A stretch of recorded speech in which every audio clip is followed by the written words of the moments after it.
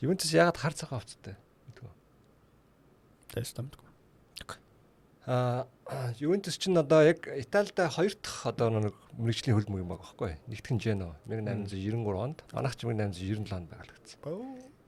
Тэгээд анх байгууллагатай чинь 4 оюутан залуу ингээд тухайн үед Англид бол үгүй шүү ингээд багууд үүссэн бүр лиг болцсон гоё явдаг ус. Тэгээд яагаад бид нар ингэж болохгүй юм бэ? Хэдүүл гоё юм хэлтэйгээд.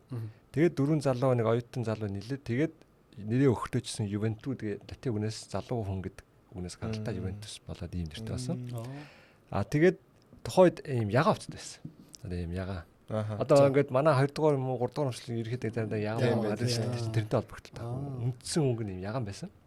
Тэгээд тухайн үед нөгөө нэг дээр үед чинь яг ингээд хувцас их хийж чадахгүй шүү дээ. Тэгээд бага өмсөө хувцас угаагаал тэгээд халтар болно.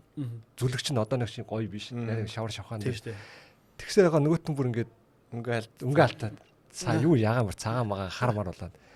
Тэгсэн чинь тухайн үед Ювентусын тухайн үед ингээд тусаж исэн нэг залуу найз нь Англид Notts County-гийн багийн юу одоо менежер юм ч юм уу. Тэгээд танах ер нь хуццаа яаж хийд юм бэ? Яаж зохицуулд юм бэ гэд танахаас нэг Англиас нэг юм угаахт өнгө алддаг ч нэг юм сайн хувцас ингээд авах гэсэн багш ч үгүй тэгэлтэйгээд. Тэгээ яг өөрсдийнх нь Notts County хувцас явуулсан. Notts County ямар хувцас өмсдөг? Цагаан хувцас. Жоо. Тэгээ одоо Notts County-гийн болиочгууд ингээд like you вэ гэдэг юм дээр яадаг шүү дээ. Дуулдаг.